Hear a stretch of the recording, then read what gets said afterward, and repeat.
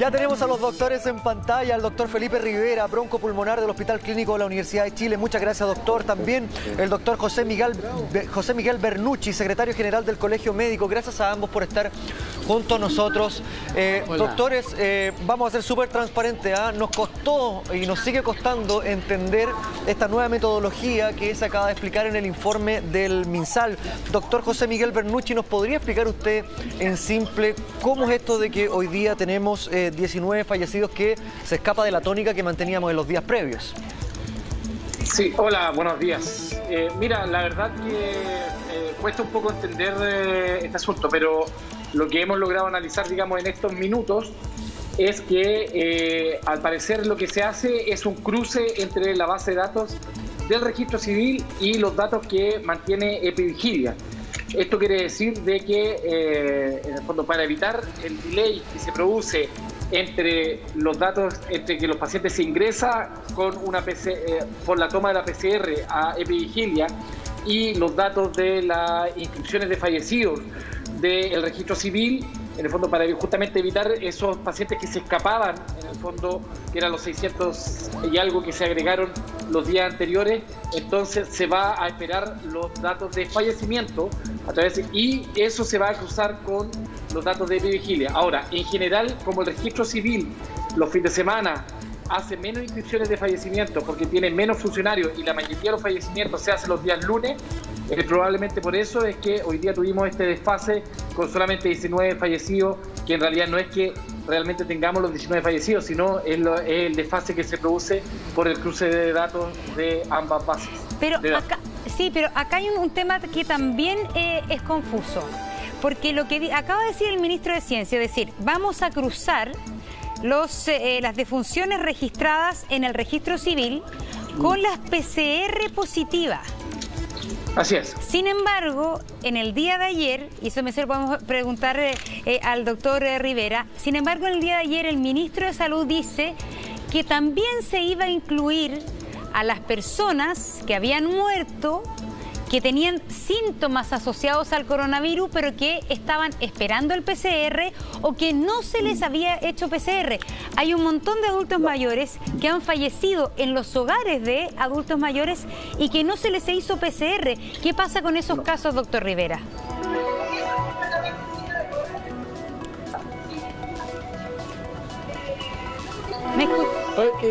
Yo pienso que si a nosotros se nos hace un poquito difícil entender esta nueva clasificación, me imagino cómo debe ser para la gente entender las explicaciones. Por lo tanto, como lo dije ayer en otro medio de comunicación, creo que a lo mejor será que las explicaciones sean más cortas, se den las cifras para que se entiendan. Y hoy día leía en un matutino que las universidades quieren participar directamente en la explicación de las cifras y ayudar un poco en esta cosa que es media enredosa. Ahora, si uno se apega directamente a las nuevas definiciones, está muy claro que si un paciente en el certificado de función tiene una muerte por enfermedad respiratoria en esta época, y si decimos que toda enfermedad respiratoria en esta época es un COVID mientras no se muestre lo contrario, porque prácticamente no hay otros virus circulantes, está en el punto correcto el pensar que toda aquella persona que murió por una neumonía, una infección respiratoria baja o cualquier enfermedad respiratoria aguda tiene que ser un COVID, salvo que se demuestre que hay otra enfermedad de por medio. Pero eso no fue lo que dijo el ministro de Ciencia, José Miguel. El ministro de Ciencia dice el registro civil por causa de coronavirus cruzado con los PCR positivos. ¿No implicará eso que finalmente, contrario a lo que esperábamos, el número quizás va a ir a la baja porque van a quedar fuera a toda esa gente de que no se hizo el diagnóstico vía PCR?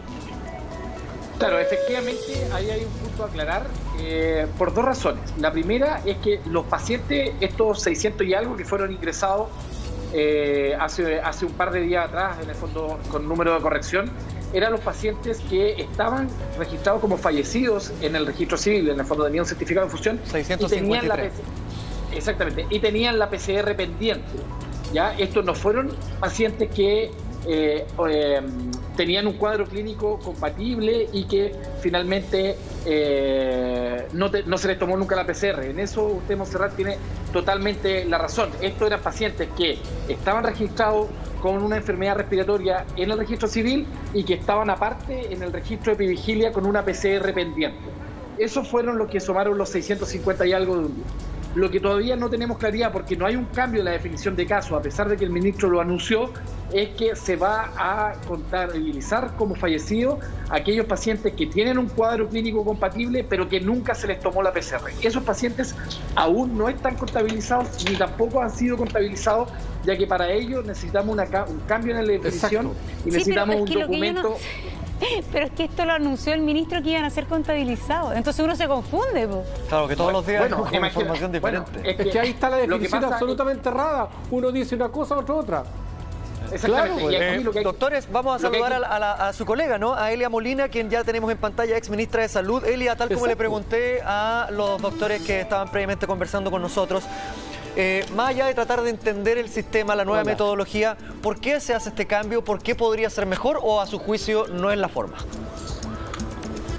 Bueno, es la forma, o sea, yo creo que cualquier mecanismo que lleve a tener una cifra más real, más cercana a la realidad, siempre va a ser mejor.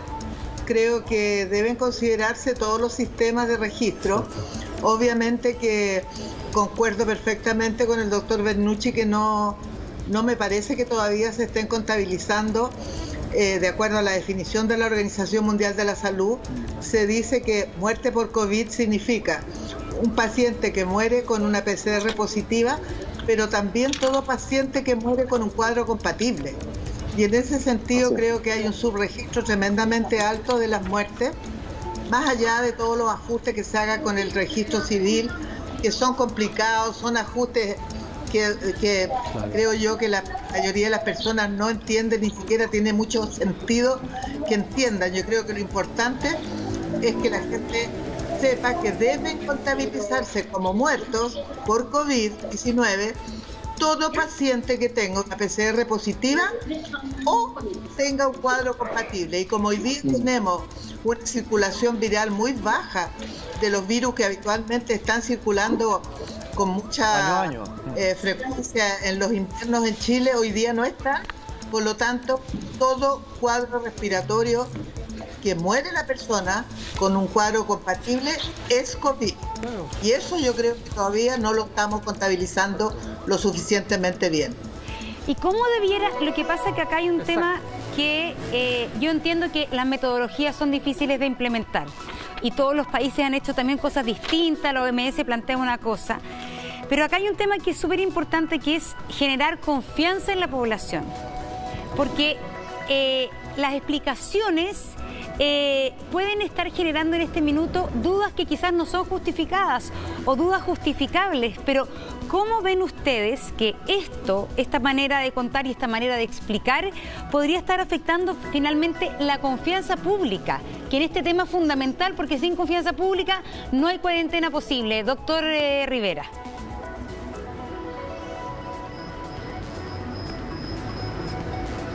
Me lo responde después de comerciales, por favor. Yo creo que usted está diciendo lo correcto. Después de comerciales. Ya hemos visto.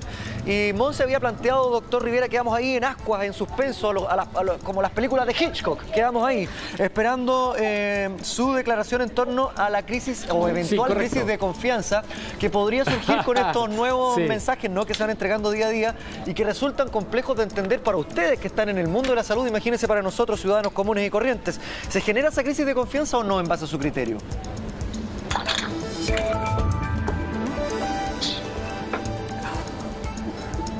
Exactamente, usted, Jean-Philippe, ha recogido justamente mi pensamiento. Si esta es una película de suspenso y de terror, en que realmente no vemos el fin y vemos un enredo tremendo, la gente no está cumpliendo las cuarentenas por varias razones.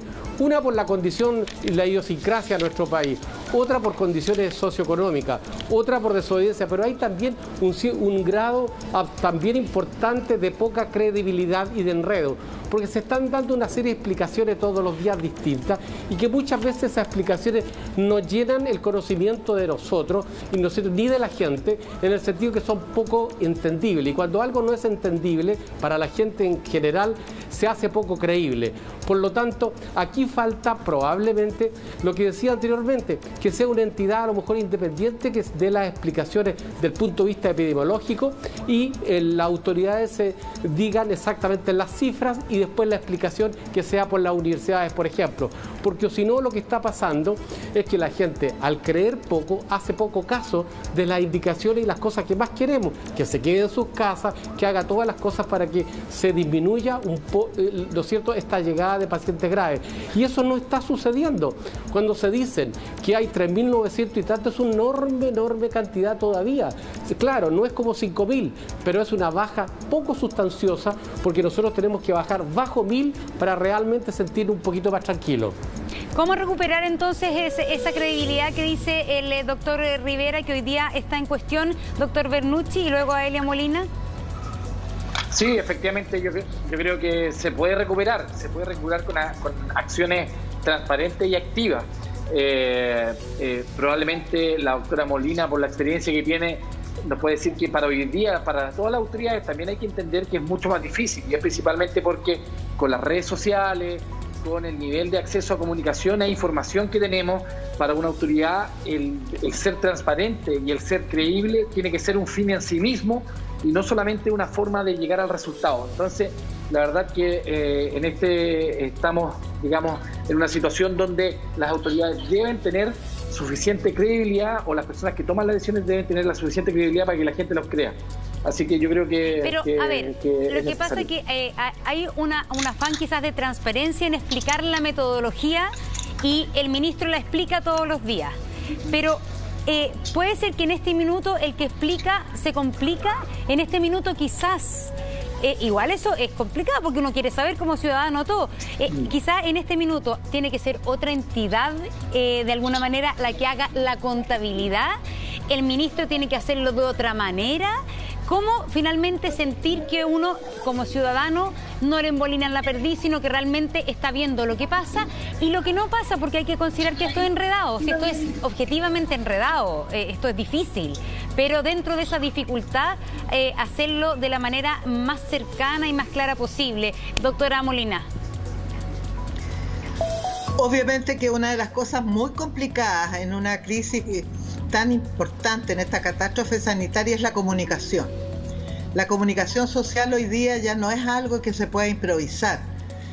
Tiene que haber una asesoría comunicacional muy potente que permita que el discurso que se entrega a la población sea un discurso claro, sea un discurso preciso, conciso, y donde sea transparente, pero sin entrar en tantas explicaciones, porque para eso están las entidades científicas que van a hacer un análisis profundo del cruce de los datos. Lo importante es que el Estado, el gobierno en este caso, el ministro en particular, diga que se están usando todos los mecanismos posibles dentro de lo que son los sistemas de información de Chile para que las cifras de muertos sean las reales, no sean ni maximizadas ni minimizadas.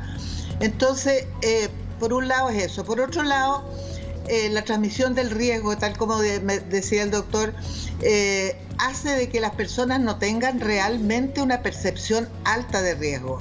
Y en ese sentido, fíjense que acaba de salir un artículo donde se demuestra que el aislamiento social, las cuarentenas, han evitado más de 4 millones de muertes, que solamente en España se han evitado 450.000 muertes por el aislamiento. No estamos hablando de cualquier cosa, estamos hablando del único mecanismo que existe para poder prevenir el contagio, aparte del lavado de manos y todas esas cosas, pero fundamentalmente cuando no hay vacuna, cuando no hay tratamiento, tenemos que tener aislamiento. Pero los mensajes hacia la necesidad del aislamiento son ambiguos, son complicados.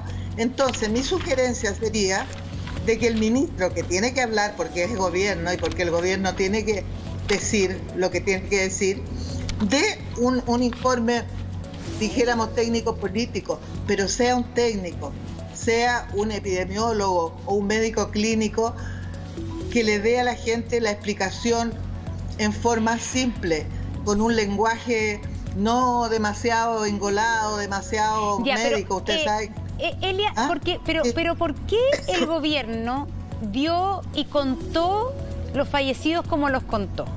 Porque ese es el tema que hoy día, al fondo, se dice que el gobierno no escuchó a los técnicos, se dice que el gobierno tuvo su sistema de contabilidad, algunos lo avalan, otros no. Finalmente, ¿cómo lo juzga usted? ¿Por qué contó así los fallecidos y hoy día está considerando otros parámetros que le han dicho otros científicos o otros actores?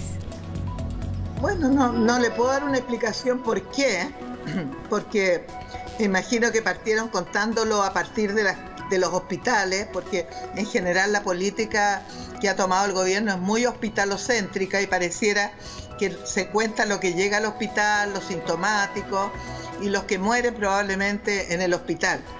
Pero las muertes por COVID no son solamente en el hospital, son en los hogares de ancianos, son en los hogares propios de las personas. Puede que sean en el hospital, pero nunca se le alcanzó a tomar una PCR. O sea, hay una variabilidad.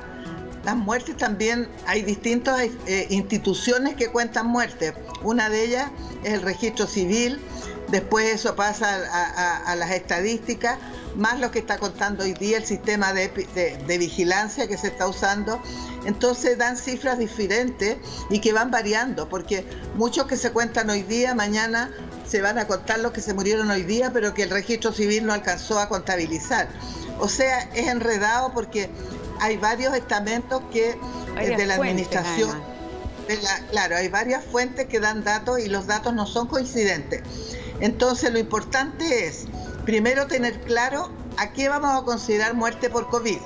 Entonces, a los que tienen el PCR positivo, a los que tienen cuadro compatible, hoy día se agrega una tercera categoría que tiene que ver con aquellos muertos que fallecen porque debido a la pandemia no pudieron ser atendidos, aunque su causa de muerte haya sido otra, un infarto cardíaco, por ejemplo.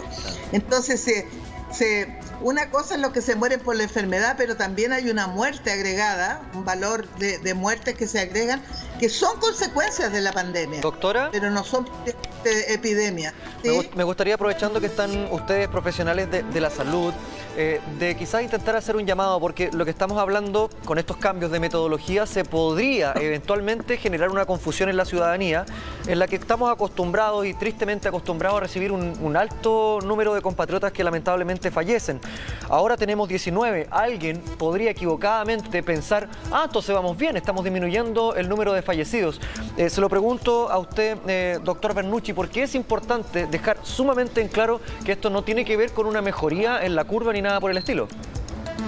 Claro, efectivamente, cuando en metodología de la investigación o en personas que se dedican a la investigación, en realidad cuando uno compara números y sobre todo también en el tema de epidemiología y salud pública, uno tiene que comparar manzanas con manzanas, peras con peras y plátanos con plátanos, por decirlo de alguna forma. Pero entonces, efectivamente, cuando uno cambia la forma de medición, uno tiene que asegurarse que la forma de medición anterior y la futura sea comparable o sea la misma. Porque efectivamente, si uno empieza a medir cosas distintas, efectivamente puede llevar a datos erróneos. Yo solamente quiero complementar lo que se ha hecho en dos cosas. El número de fallecidos, más allá, digamos, de obviamente la tragedia que significa para cada uno de ellos, y también el morbo que genera, digamos, saber si esto va ocurriendo. El número de fallecidos es una forma de medir los resultados de cómo se está manejando la pandemia. La política pública. Obviamente, exactamente. Obviamente, como yo país, si tengo pocos fallecidos, voy a decir, mi política está siendo exitosa. Claro. Si tengo muchos fallecidos, obviamente mi política no está siendo tan exitosa. Entonces, existe un número real, por decirlo. Existe la realidad de fallecidos por COVID. Y lo que hacen los sistemas de registro es que intentan acercarse a esa realidad. Entre yo mejores registros tenga, más me voy a acercar a la realidad, y entre yo más malos registros tenga, me voy a alejar de esa realidad. Entonces, lo que se intenta hacer como país y lo que recomienda la Organización Mundial de Salud es que yo trate de sumar la mayor cantidad de fallecidos a ese número. ¿Para qué? Para acercarme a la realidad. Incluso de repente me puedo pasar de largo. Pero lo que dice la OMS es que es mejor pasarse de largo que quedarse corto. ¿Por qué? Porque yo, si me quedo corto, puedo tener una falsa sensación de que le estoy ganando al COVID, cuando la verdad eso no es así. Entonces, es por eso que en realidad el mundo científico, el mundo académico, nosotros como colegio, lo que hemos intentado hacer es decirle al ministro, mire, sume a todo lo que tenga que sumar, porque va a ser la única forma de que nos acerquemos lo más posible a este número real, a esta realidad de fallecidos que tenemos en el país. Ya. Entonces, la verdad que es la forma que tenemos que evaluar. Pero ustedes, como colegio médico, habían hecho muchas críticas respecto a cómo se estaban contando los fallecidos, que ha anunciado la autoridad para llevar la estadística de los fallecidos. ¿Le parece mejor o peor que el sistema anterior, José Miguel Bernucci? O sea, tal como estábamos explicando recientemente, existe este número real. Cualquier sistema que acerque mejor o más a este número real va a ser siempre mejor que el anterior. Ahora, ojo, que justamente lo que sí nos pasa es que cuando tú cambias el sistema métrico, cuando tú cambias el sistema de medición, puede llevar a malas conclusiones o puede llevar a errores de interpretación. Y en ese sentido, lo que han recomendado también muchos expertos es que cuando uno a la mitad, por ejemplo, de un proceso, que en este caso es la pandemia, cambia el sistema de medición, en general lo que hacen los expertos es que mantienen los dos sistemas de medición en paralelo para justamente después quedarse con uno. Comparar. ¿Ya? ¿Para qué? Para evitar, en el fondo, mantener errores de interpretación. Y hay otro tema que también probablemente se cambie, que es el sistema de los testeos. La autoridad está planteando introducir un nuevo tipo de testeo. Sí, doctor. Monse.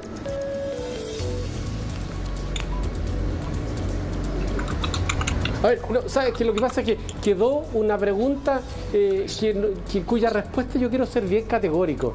Es decir, que puede llevar estas cifras a que la gente piense que la cosa se está solucionando. Yo creo que hay 3 o 4 cosas que hay que decir. Primero, 96% de ocupación de las unidades de tratamiento intensivo en la región metropolitana. Segundo, prácticamente la cantidad de enfermos contagiados, de enfermos sintomáticos, es alrededor de 4.000. Si suponemos que siguen hospitalizándose al menos un 5% y que hay 300 y tantos pacientes críticos, las cifras no han cambiado prácticamente nada. Por lo tanto, esa cifra de 19 muertos no puede llevar a ninguna conclusión errónea. Hay que mirar las otras cifras, que hay gente que todavía se está muriendo y hay gente que todavía está gravísima. Por lo tanto, no piensen en esa cifra de 19 muertos, que es algo circunstancial por cambio de metodología, porque las otras cifras son abismantes. Ya, es decir, usted está diciendo algo bien importante que tiene las consecuencias, además, de que la gente no perciba que este 19% implica relajar la cuarentena. Si ese es el peligro que quizás tiene un poco, o el equívoco al cual puede llegar este cambio de sistema de medición, doctora Molina. Claro.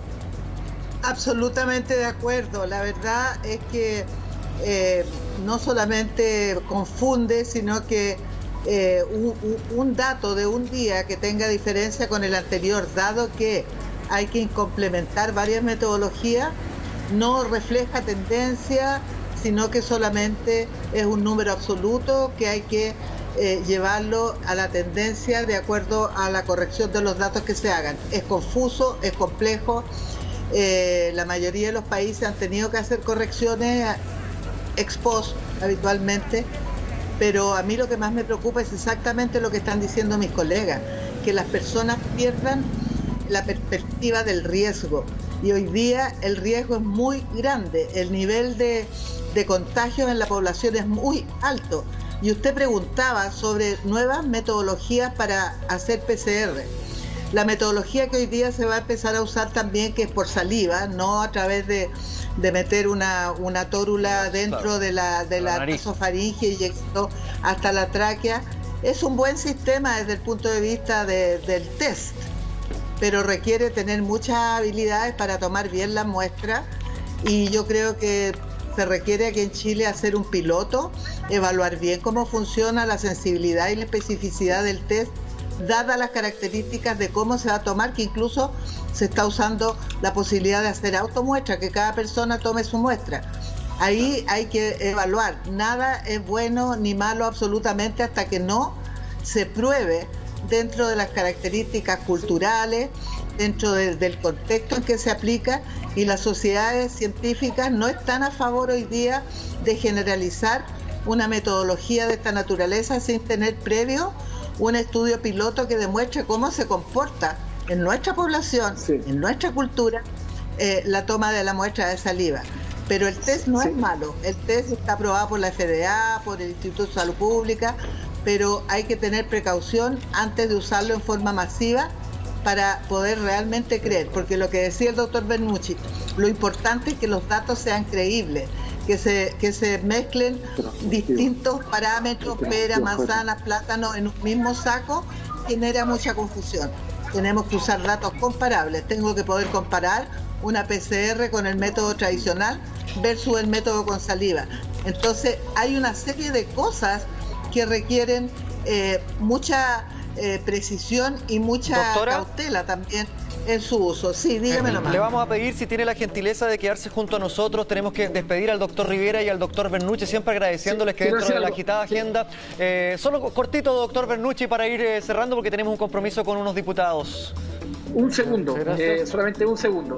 Me quiero tomar la libertad de hacer un feliz cumpleaños a mi papá y a mi hermana que están de cumpleaños el mismo día. Solamente eso.